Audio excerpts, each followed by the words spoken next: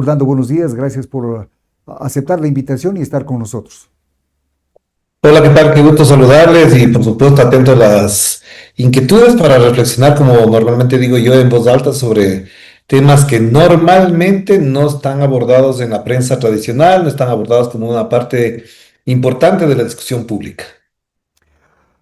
Andrés Boscán tiene una disputa o una agria polémica con el expresidente eh, Lazo. Lo acusó de estar vinculado con la mafia albanesa, lo acusó a Guillermo Lazo de proteger a su cuñado. De las investigaciones que se tiene y de lo que se puede ir sacando en blanco y negro, ¿cuál es tu opinión, Orlando, respecto de esto? Mire, yo creo que hay que ser mucho más contextualizados en estos asuntos, porque la llegada del señor Guillermo Lazo al poder no es gratuita, no es casual, no es un milagro electoral. Él vino trabajando muchos años para lograr ese propósito. No nos olvidemos que la primera participación electoral de él fue en el año 2013 y para ello constituyó y consolidó una empresa electoral muy sólida, muy bien financiada, millonariamente aceitada, con varios mecanismos que incluso también tenían a medios de comunicación y a periodistas que le favorecieron con una narrativa mediática que lo encumbraba como un estadista, que lo encumbraba como un gran líder político, social, entre los que se incluían los señores de la posta, que no nos olvidemos que tenían muy buena publicidad del Banco de Guayaquil. Y digo esto para entender que desde el año 2013 esto se venía desarrollando a lo largo del país y solamente en el año 2021, en una elección que a mí todavía me quedan dudas de que efectivamente haya ganado abierta e ilícitamente el señor Lazo, se consolida este aparataje.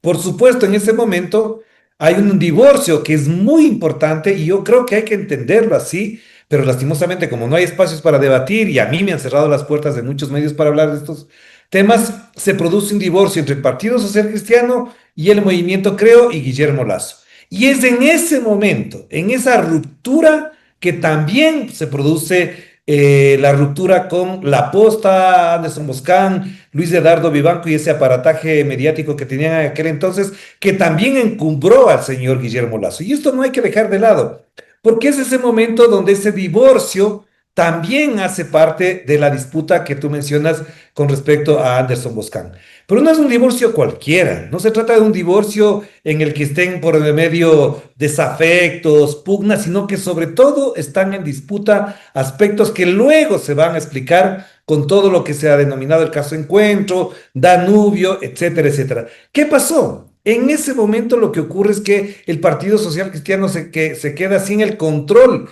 de ciertas empresas estatales, ciertas empresas públicas que le fueron entregadas por el gobierno del señor Lenin Moreno Garcés. ¿Y qué hace el señor Guillermo Lazo? Le entrega a su amigo, a su ex vicepresidente del Banco de Guayaquil, al señor Luque Lecara. Y ahí empieza una serie de maniobras políticas, de acciones políticas que después devienen en la revelación de lo que significaba y que también en su momento nosotros le hicimos público el manejo de las empresas públicas del sector del gobierno nacional y que estaban siendo manejadas de manera aparentemente, porque no tenemos información de la Fiscalía, de la Contraloría, aparentemente estaban manejadas de manera no muy clara, no muy transparente. Y es eso lo que explica también. Ahora bien, como esa disputa política en el bloque de poder que existía en aquel entonces de la derecha ecuatoriana, el partido Creo y también el Partido Social Cristiano, es que comienzan a filtrarse una serie de datos, de informaciones que son las que hacen que La Posta, Anderson Boscán, etcétera, comiencen a consolidar una narrativa mediática alrededor de la muy poca claridad de lo que pasaba en el gobierno del señor Guillermo Lazo, que incluía, por supuesto, a su cuñado, el señor Danilo Carrera, y a otras personalidades que estaban involucradas en este gobierno, en aquel entonces en ese gobierno.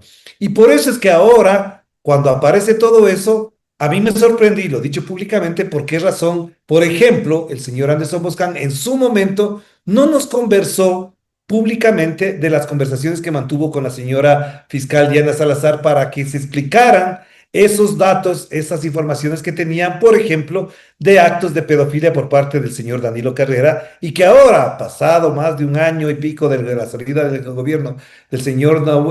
Lazo, y con una sentencia del señor Danilo Carrera, que cambiaron la figura, porque ya no fue lavado de activos, sino asociación ilícita, si no me equivoco, obviamente quedaron por fuera. Y al mismo tiempo, esto ocurre cuando la señora fiscal ya no se encuentra en el país, ya no se encuentra en el cargo, a pesar de haber sido nombrada embajadora, aceptada el beneplácito el 29 de enero del año 2024.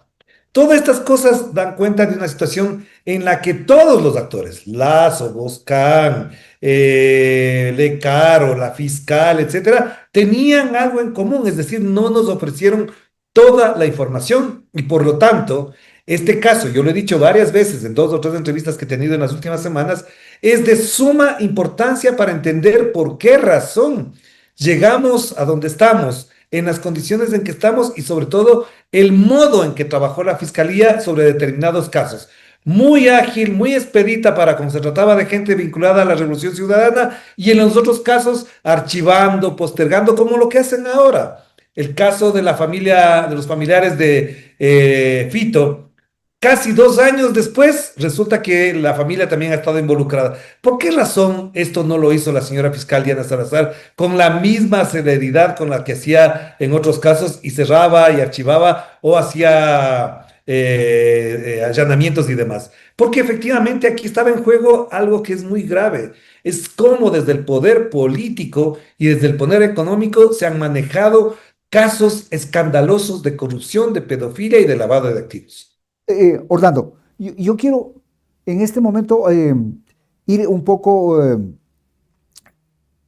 explicando algunas de las cosas que has señalado. Por ejemplo, el hecho de que Anderson Boscan diga públicamente que ha mantenido conversaciones con la fiscal, ¿no implica eso que de alguna manera el fiscal subrogante, en este caso el señor Toainga, inicie una investigación respecto de esas conversaciones que tuvieron los dos personajes a los que hacemos referencia y que más o menos se encuadran en lo mismo que la fiscal, el caso que la fiscal armó con el caso de los elementos que están involucrados en el caso ligados? Sí, el señor Toainga, yo tengo la sensación de que ahora que asume el cargo formalmente, porque no tenemos fiscal, porque el Consejo de Participación demoró precisamente para coordinar la salida de la señora y pedir que el Consejo de Participación anterior nombrara una fiscal, obviamente tiene en su despacho, en su escritorio, en su gaveta, debe tener los casos que la señora fiscal o dejó pasar o archivó o que quedaron pendientes en función de los tiempos políticos que ella muy astutamente ha manejado durante los últimos 6 años. Obviamente, Toainga tiene la obligación, como cualquier otro fiscal en cualquier parte del mundo, de que estas denuncias, de que estas cosas que no son entre amigos, es decir, yo no me siento con una fiscal para hablar como amigos o como panas para decirle está pasando esto, sino que yo en calidad de periodista me siento con una fiscal es para recibir información de una autoridad o para darle información a una autoridad. Y si Anderson Boscán y la señora fiscal se sentaron, no fueron porque eran panas. Yo no tengo información de que ellos hayan sido panas, de que cursaron la misma escuela, el mismo colegio, la misma universidad. Ellos fueron en calidad de periodistas que tenían en su poder, en su archivo, información que era de mucha importancia para la fiscal. Y la fiscal, así como en otros casos, a partir de una noticia criminis, ha abierto procesos aceleradamente, tenía la obligación que hacer, tenía que hacer con esa información, abrir indagaciones y demás.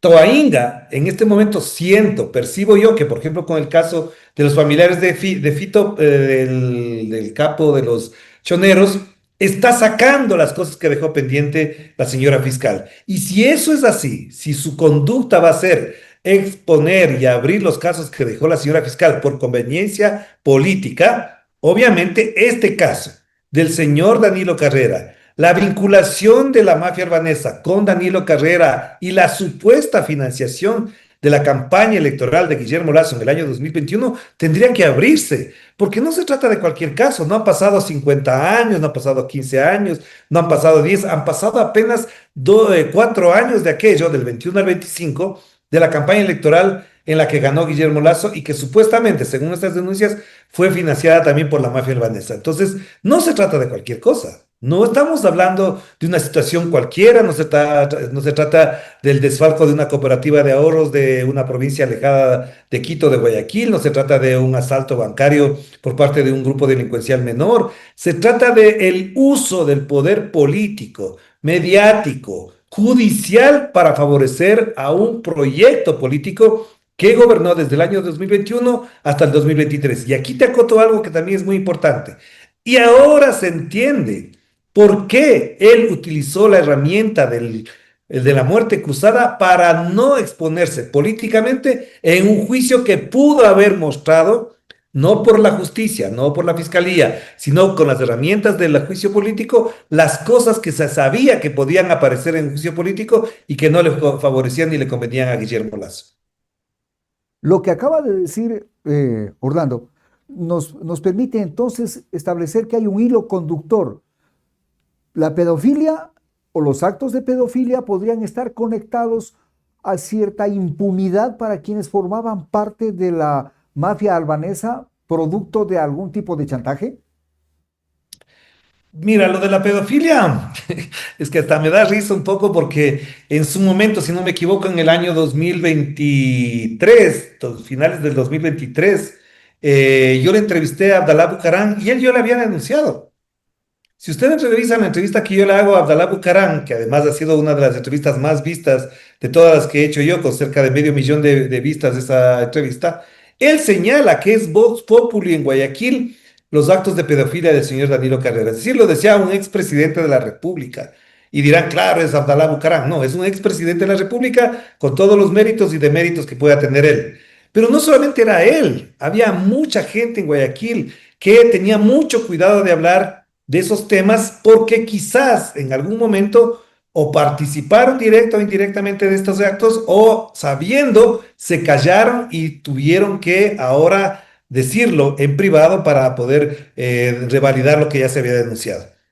Y ese modo de actuar, de justificar actos escandalosos, oprobiosos de una persona que supuestamente, digo supuestamente porque hasta ahora no se ha determinado en una sentencia, que hacía actos de pedofilia, no son cualquier persona, no se trata de imputaciones a cualquier persona, se trata de alguien que fue, además de presidente del Comité Olímpico Ecuatoriano, el fundador y administrador del Banco de Guayaquil, el cuñado del presidente de la República, el que manejaba ciertas empresas, etcétera, etcétera. Es decir, se trataba de una persona con mucho, pero mucho poder que trató o utilizó el poder político, el poder judicial, para tapar esas cosas y dejar de lado algo que es escandaloso en cualquier parte del mundo. Y no nos olvidemos que a eso se une otra cosa que es muy importante y que no podemos dejar. Primero decía yo lo del juicio político, que es ya sumamente importante y que algún día habrá que escarbar más en ese tema, sino que en todo esto hay un asesinato y un asesinato oprobioso del señor Rubén Cherres que toda Guayaquil en general y en el resto del país sabían de la estrecha relación que tenía Rubén Cherres, no solamente con Danilo Carrera, sino con todo el entorno político y económico del señor Guillermo Lasso. Rubén Cherres ya estaba sentenciado, investigado por narcotráfico, y ya hace muchos años, creo que en el 98, 99, si no me equivoco, y él formaba parte de ese círculo en el Guayaquil Tennis Club, en las reuniones que tenían, en las fiestas que había, estuvo vinculado directa o indirectamente, eso habrá que demostrarlo, en la campaña electoral de Guillermo Lasso, y él es asesinado supuestamente porque estaba chantajeando al gobierno de que si no le daban garantías y condiciones para salir del país o para que sea juzgado y de manera leve y no sea sentenciado como otros personajes, y si no hablaba, entonces lo asesinan. Este tipo de cosas que las digo yo sin que haya una investigación de la fiscalía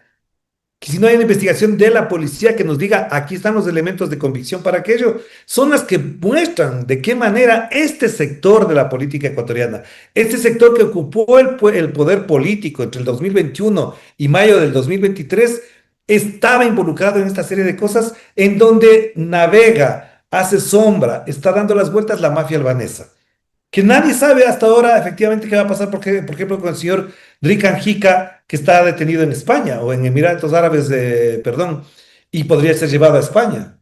Entonces, esto es lo que hay que hablar. Y por eso el señor Guillermo Lazo ahora se trata de lavar la imagen, dice que está, está cursando la universidad en España, que otorga becas, que hace una fundación, que hace un museo. Es decir, él no va a poder lavar la imagen de su persona, como de su gestión y de su gobierno, mientras todo esto no se aclare, hasta que no se demuestre que él no tuvo nada que ver en todo esto. Pero parecería que cuando él le responde y le mete un juicio al señor Anderson Boscan, se inculpa indirectamente, quizás porque tiene la conciencia culposa y hace cosas que más que de imputarle directamente, tratan de lavar la imagen de él o de perjudicar lo que en su narrativa ha querido decir que él no tiene nada que ver con todo esto. En descargo del periodista Boscan, él señala que nunca se ha referido a Guillermo Lazo como el autor de los actos de pedofilia de los cuales se está hablando. Y sin embargo, el expresidente Lazo dice que lo va a enjuiciar en Canadá. Pero independientemente de que si hayan habido o no hayan habido los actos de pedofilia, la verdad parece ser, no hay documentos que permitan certificar eso, la verdad parece ser que hay una estrecha relación entre las actividades ilícitas de quienes estaban alrededor del Drikan Hikcha, Rubén Cherres, y Danilo Carrera, conjuntamente con Guillermo Lazo. ¿Es cierto, es real esa conexión o es prácticamente parte de la novelería urbana? A ver,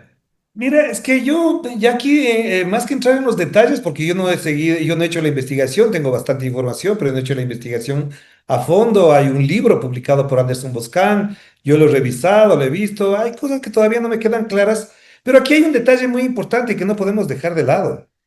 Todo esto no habría ocurrido y todo esto habría tenido otra forma de tratarlo y otra forma de entenderlo desde la opinión pública, como se llama normalmente, si la prensa ecuatoriana no habría sido copartícipe de esa configuración de un supuesto estadista llamado Guillermo Lazo. Yo sí quiero ser enfático en esto y lo voy a hacer con absoluta claridad. Para que todo aquello haya ocurrido y supuestamente no se haya investigado, es que la prensa, empezando por los Carlos Vera, Carlos Andrés Vera, por los Pelagatos, por el Comercio, por Teleamazonas, por Ecoavisa, por el Universo, etcétera, etcétera, no permitieron, no dejaron que esta discusión se hiciera. Yo dije muchas veces, y lo he señalado muchas veces, que el señor Guillermo Lazo no tenía el nivel intelectual ni académico para poder gobernar este país, como lo puedo decir del señor Lenín Moreno, y creo que también está pasando ahora, habrá que esperar a cuando terminen los 4 años del señor Daniel Noboa. Pero concretamente, el señor Guillermo Lazo no tenía el talante de estadista, no tenía la preparación para eso, y por otro lado dejaba unas porosidades enormes en su gestión como banquero, en su gestión como político, y la prensa todo eso lo tapó. El propio Boscan lo entrevistaba prácticamente como que era el gran líder de este país, que después se haya corregido ya es otra cosa. Pero pasaron 10 años, un poquito menos de 10 años para que se encumbrara esa imagen. Incluso algunos diciendo, como el señor Carlos Rojas, decían que después del triunfo del señor Guillermo Lazo, por fin viviremos en otro país. Estos personajes, los de Coavisa, los de Teleamazonas, con el señor Sebastián Corral como gerente y que después fue miembro del gabinete del señor Guillermo Lazo, fueron los que configuraron esta imagen del señor Guillermo Lazo y son los que sostuvieron eso. Es más, la prensa, esta mafia mediática, como yo la menciono, se divide en el momento en que la Posta comienza a sacar estas investigaciones que también en su momento ya les había sacado Radio Pichincha, pero como era Radio Pichincha no le paraba mucha bola. Ah, Y bueno, me importa un pepino que no le pararan bola. Lo importante es que haya salido. este sector de la prensa se divide entre los que apoyaban y sostenían ciegamente al señor Guillermo Lasso, diciendo que él no tiene nada que ver, que yo le conozco, como decía Carlos Andrés Vera, yo que le conozco, sé que estoy seguro de que no es capaz de esto, y otro sector de la prensa que comienza poquito a poquito, no solamente a distanciarse, sino a sacar cosas de lo que estaba pasando ahí. Y yo, por supuesto, esta prensa es la que comienza a hacer un ataque furibundo contra los de la posta. Porque ¿cómo es posible que desde su mismo área, desde su mismo sector, desde su mismo jorga o grupo, les saliera alguien que les dijera todo lo contrario? Se olvidaron que también estaban ahí los socialcristianos utilizando o fomentando este tipo de cosas. Entonces, yo no quiero dejar de mencionar que buena parte de los problemas políticos de que vive el Ecuador tienen que ver con que tenemos un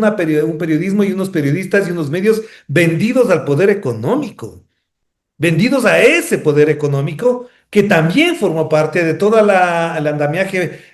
narrativo que tenían con la fiscal general, que hicieron, por ejemplo, que el señor Fernando Villavicencio en su momento se encumbrara como la gran figura política de este país para llegar al poder. Y fue ese propio periodista, o supuesto periodista llamado Fernando Villavicencio, quien comenzó a denunciar cosas cuando, por ejemplo, en los chats que se revelaron, él le dice a Carlos Andrés Vera, ¿por qué razón ya Guillermo no me contesta? Ya no me contesta las llamadas Guillermo. Y entonces esa prensa se comienza a dividir y ahí se comienza a configurar algo que a la postre ha devenido en lo que estamos viviendo, es decir, unos aparatos mediáticos que se callan por conveniencia, que no dicen toda la verdad o que dicen medias verdades, pero cuando se trata del correísmo sí aparecen como los más pulcros, los más morales, los prácticamente papas del Vaticano mediático del Ecuador. Entonces, en esas circunstancias, sí es importante mencionar, y con esto quiero terminar,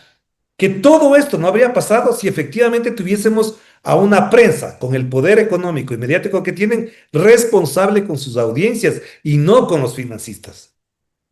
Ahora, también es necesario señalar que la prensa, la gran prensa ecuatoriana, lo presentaron a Guillermo Lasso como el prototipo del hombre de éxito. Pero tampoco hay como dejar de mencionar que desde la otra orilla no hubo una respuesta adecuada frente a la posición de la prensa.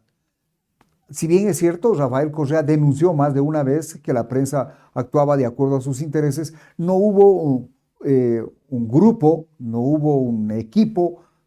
partidario que corrobore las aseveraciones del expresidente Correa. ¿Parece que estamos en lo cierto o no? Sí, y no. Yo te diría que sí hubo. Yo mismo soy actor de eso, es decir, no he dejado de pensar, no he dejado de denunciar, no hemos señalado esos errores, hemos señalado con nombres y apellidos las cosas que estaban pasando. Hablamos en este país, no de ahora, sino hace casi 10 años, de un plan Cóndor o un nuevo plan Cóndor para asesinar la reputación, la imagen de personajes. He sido víctima de emboscadas que me llevaron a un juicio, de los cuales hicieron escarmiento a algunas personas supuestamente contra mí, quisieron anularme. Es decir, no es que no hemos dejado de actuar. Ha habido periodistas, ahora por ejemplo está Andrés Durán fuera del país, la propia Alondra Santiago en su momento también dijo cosas, ya en esta última etapa, porque antes yo no la veía en esa postura a ella tampoco, los señores de la posta, y uno que otro periodista que hemos estado jugándonos la vida en esta vaina, porque no, como no formamos parte de esa mafia mediática, pues nos apartan. Nuestras denuncias, nuestros artículos, nuestras entrevistas prácticamente eran cercenadas. Yo me acuerdo que en otras épocas, por ejemplo, el señor Diego Kendo, que ya no aparece en los medios, que ya vendió la radio, etcétera, me invitaba una vez por mes. Desapareció. Los señores de algunas emisoras no te invitaban para nada. Entonces también ha habido una confabulación para colocar en una supuesta autoridad moral a unos y descartar a los otros. Por supuesto, cuando se dieron cuenta que el señor Guillermo Lasso no era la figura que creían, se les fueron apartando algunas personas, les fueron dejando, se separaron. Hay periodistas que se han callado la boca, hay asambleístas que se alejaron, otros desaparecieron de escena. Es decir, todo esto ha sido una confabulación con un solo propósito, que el correísmo no vuelva al Ecuador, creyendo que anulando, asesinando la reputación de periodistas, analistas, periodistas en general, en el Ecuador, ellos se consolidaban con un poder, no importa quién sea, no importa si era Lenín Moreno con sus barbaridades, Guillermo Lasso con sus barbaridades o Daniel Noboa con todo lo que ya vivimos durante su año y medio de la primera gestión. Es decir, aquí sí hay un propósito que no es solamente una acción de una persona en la que ha participado, por ejemplo, la Embajada de los Estados Unidos también, la USAID con el financiamiento a determinados grupos que ahora se les acabó con los Fundamedios, Plan B, Vanguardia, etcétera, etcétera, que estaban financiados por estas entidades estadounidenses. Así que no estamos hablando de cualquier cosa. No estamos hablando de un plan que a alguien se le ocurrió porque es patriota y quería defender la libertad. No, aquí habían unas cosas sumamente graves que en su momento tendrán que contarse si efectivamente vamos a tener un periodismo de verdad.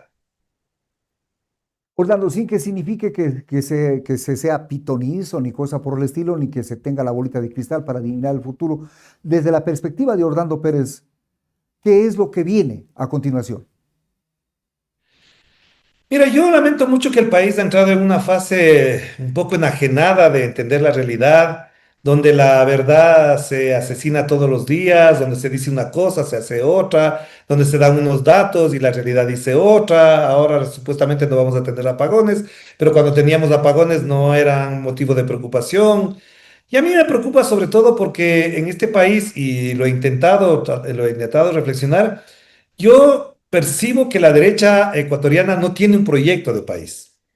Y lastimosamente, con quienes hablo desde la derecha, que todavía hay amigos, hay gente que piensa desde la otra orilla, por supuesto, yo siento que no tienen un proyecto de país. El neoliberalismo no es un proyecto de país. El austericidio no es un proyecto de país. A mí me daría vergüenza, en calidad de empresario y de la derecha ecuatoriana, traer invitados del extranjero y tener que caminar por las calles con seguridad y ver en las esquinas mendicidad, ver pobreza, ver instituciones caídas, cuando la derecha, más responsable en el mundo, históricamente, sí ha tenido un proyecto de país. Nos guste o no nos guste, pero ellos han tenido un proyecto económico para que incluso las grandes empresas, los grandes negocios, prosperen en función de sus propias visiones. Tenemos una derecha francesa que no es que pone al país en quiebra, tenemos una derecha española que no le pone al país en quiebra, con todas sus barbaridades también, por supuesto, la derecha alemana, la derecha inglesa. Ellos han tenido un proyecto de país en función de eso. Y no nos vayamos tan lejos.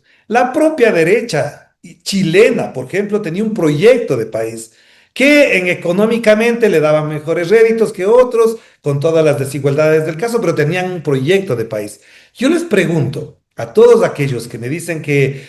la izquierda oprime, acaba con los países, ya, ok,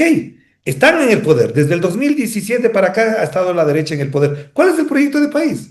¿Cuál es ese proyecto de país? ¿Qué hace para que la inversión pública crezca, para que la inversión extranjera crezca, para que la educación y la salud sean de calidad, como hay países en el mundo gobernados por la derecha donde la educación y la salud son de calidad? ¿Qué hacen para que la infraestructura del país les garantice a los pequeños y grandes empresarios un desarrollo armónico en función de sus necesidades de comunicación, vialidad, respeto a las leyes, etcétera, etcétera? Yo por eso me pregunto, ya tuvimos en algún momento la ilusión de que, por ejemplo, un Lojano llegara al poder y transformar este país en función de una visión demócrata cristiana. ¿Qué pasó? Ese señor Lojano, demócrata cristiano, demócrata popular, al año y medio fue votado.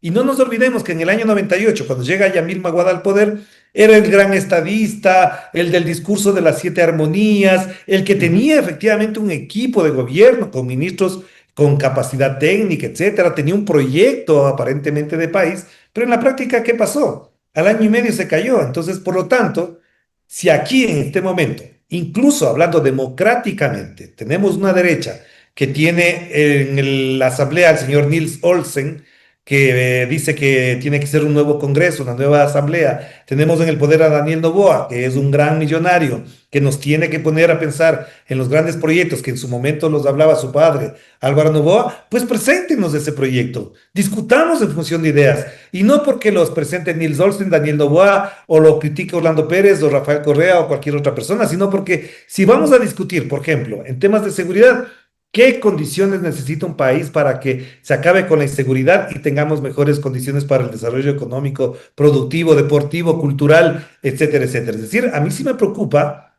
que la derecha, primero, no es explícitamente patriota y segundo, que si va a moverse en función de los negocios, nos hable claro para entender en qué lógica vamos a entrar en los próximos años.